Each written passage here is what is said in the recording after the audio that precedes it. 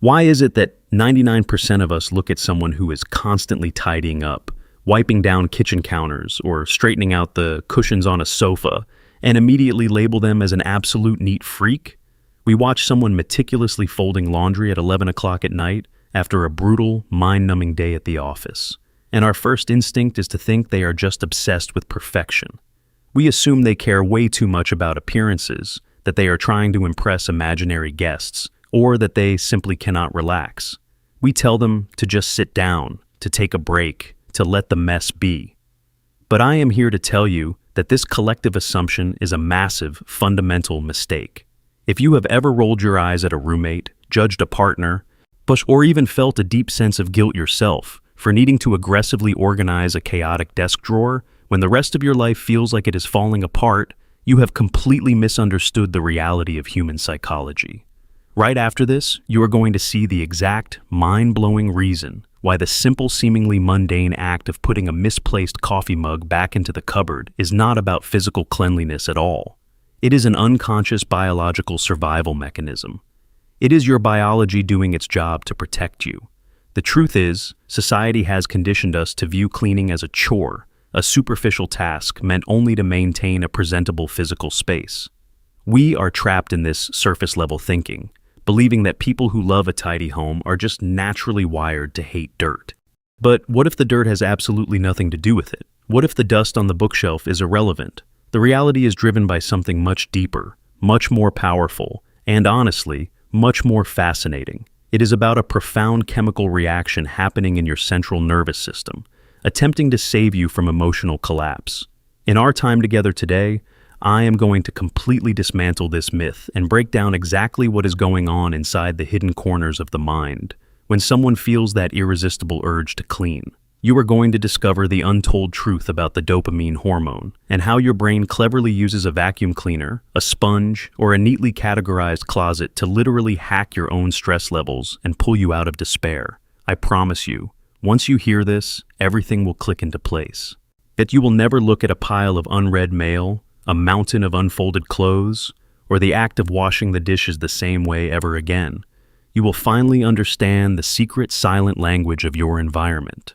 You will see the real reason why visual clutter makes you feel physically paralyzed, and exactly how you can use the deliberate act of tidying up to completely rewire your internal emotional landscape.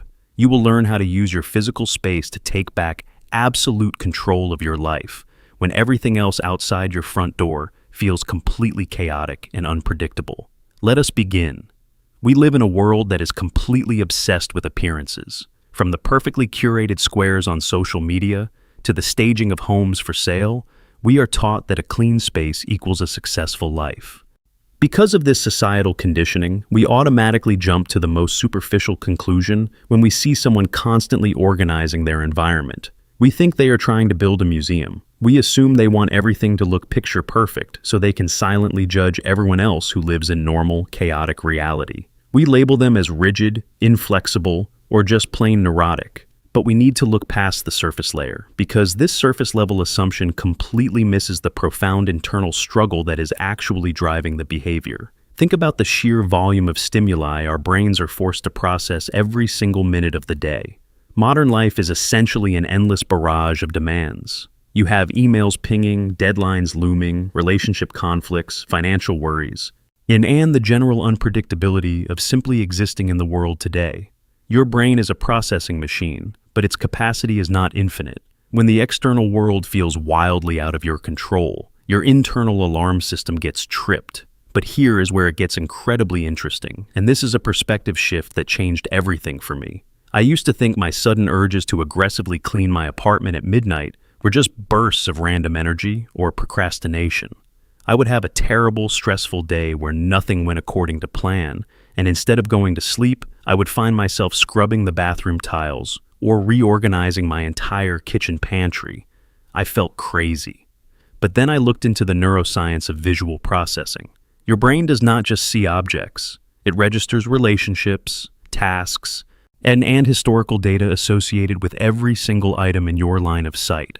When you walk into a room and there is a pile of unopened mail on the table, a basket of unfolded laundry in the corner, and dirty dishes stacked in the sink, Your brain does not just see paper, fabric, and porcelain. It sees a massive, overwhelming to-do list.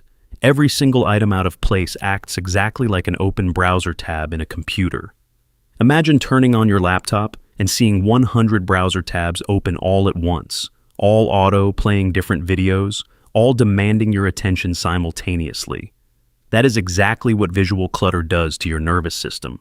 Each misplaced object is constantly whispering to your subconscious mind, saying, "You have unfinished business. You are behind. You are failing to manage your life." For people who process the world intensely, people who are highly sensitive to their environments, this constant whispering does not just stay a whisper. It amplifies into deafening internal noise. The visual chaos directly triggers the amygdala, the fear center of the brain. The brain interprets this chaotic visual field as a literal threat to survival, because evolutionarily, chaos meant danger. Predators hide in chaos. Safety requires clear lines of sight. So, when your brain detects this visual chaos, it signals your adrenal glands to release cortisol. Cortisol is the primary stress hormone. It is designed to give you a burst of energy to run away from a tiger. But you cannot run away from a pile of laundry. So, the cortisol just sits in your system, making your heart race, making your chest feel tight, and creating a low grade, yet constant hum of anxiety that you cannot quite pinpoint. But that is not even the craziest part. The real magic happens when we look at how the brain attempts to save itself from this cortisol drowning.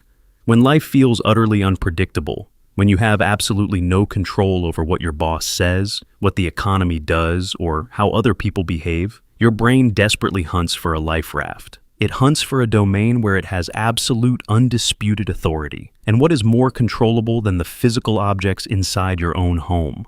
When you start organizing, you are not just moving objects around. You are engaging in a highly strategic biological act of self-regulation.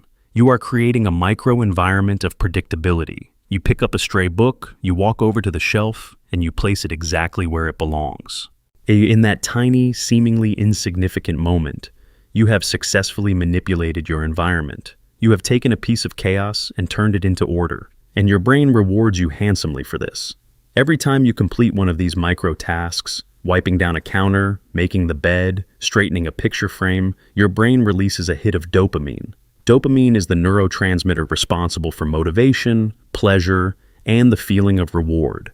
It is the chemical that tells your brain, "Good job, we are surviving, we are winning." When you are having a chaotic day, your natural dopamine levels might be depleted. You feel defeated.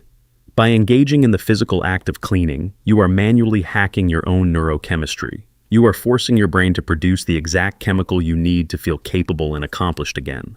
You are manufacturing your own joy through the medium of physical space. This is why that feeling of looking at a perfectly clean, freshly organized room feels so incredibly intoxicating. It is not just the aesthetic pleasure of cleanliness. It is a profound biological sigh of relief. The cortisol levels drop because the visual threats have been neutralized. The browser tabs have been closed. The dopamine receptors are satisfied. Your central nervous system finally receives the signal that it is safe to power down and rest. For many people, the rhythmic, repetitive motion of sweeping a floor, scrubbing a sink, or folding clothes becomes a literal form of active meditation. When your mind is racing with 1,000 anxious thoughts, sitting still on a cushion and trying to meditate can actually make the panic worse. The anxiety needs somewhere to go. Physical, constructive movement channels that nervous energy into a productive outcome. The physical labor grounds the person in the present moment, pulling them out of the terrifying hypothetical scenarios playing out in their head.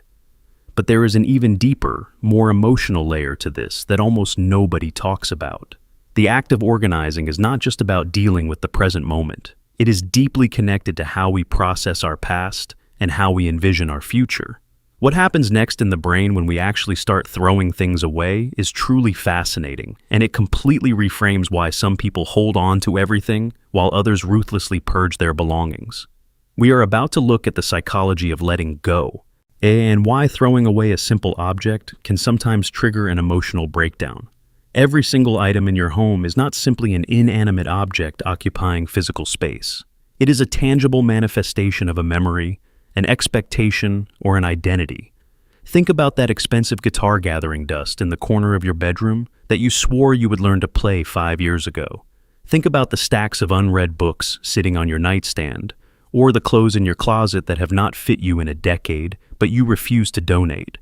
These items are not just things, they are physical representations of past aspirations, old versions of yourself, and quite often, lingering feelings of guilt or past failures.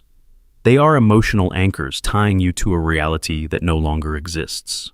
When people who love organizing start to ruthlessly declutter their physical space, they are not simply throwing away garbage. They are engaging in a profound psychological identity shift.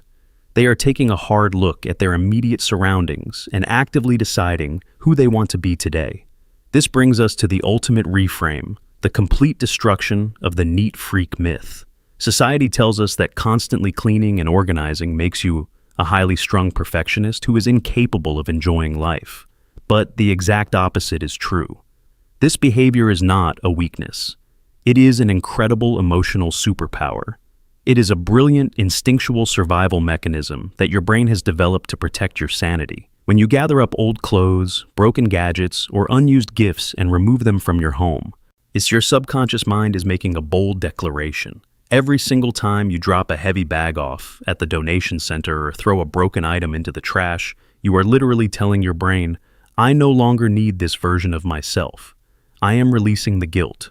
I am letting go of the past. I am actively making room for the person I am currently becoming. You are rewriting your internal narrative by physically altering the external evidence of your life. You are not obsessing over cleanliness. You are masterfully curating your reality. You are shedding dead emotional weight. This is exactly why the act of deep decluttering can sometimes feel weirdly heavy, physically exhausting, or even bring you to tears out of nowhere. You are processing grief on a micro level. You are mourning the fantasy of who you thought you would be. And finally, embracing the reality of who you actually are. A beautifully tidy space is simply the physical byproduct of a mind that has fought a hard battle and finally found peace with the present moment. Your home is a perfect mirror of your inner state. A cluttered, chaotic room relentlessly whispers to you that you are overwhelmed, stuck, and incapable. A clear, intentional, highly organized space whispers back to you that you are powerful, you are entirely in control, and you are ready for whatever comes next. So, I want you to stop whatever you are doing and really think about this for a second. Take a slow look around the exact room you are sitting in right now. What is your environment secretly whispering to you? Is it telling you a story of anxiety, procrastination, and a deep-rooted fear of letting go of the past? If you were to stand up right now and choose to remove just 5 objects that no longer serve your current life, would you have the courage to face the emotional weight attached to them? Are you actually brave enough to take back control of your inner peace by taking mastery over your outer physical world? The very next time you find yourself aggressively wiping down the kitchen counters after a terrible, emotionally draining day, do not judge yourself. And absolutely do not let anyone else judge you either. Recognize that your body, your mind, and your soul are working together in perfect harmony to keep you safe, grounded, and emotionally stable. You are performing a powerful act of radical self-care in real time. But your journey into the hidden mechanics of your own mind does not stop here. You need to make sure you hit that subscribe button right now, because in the very next video, I am going to expose a dark psychological secret about why we subconsciously self-sabotage our own happiness right when things are going perfectly. It is a terrifying mental blind spot that 99% of people are completely unaware of, and you absolutely do not want to miss it.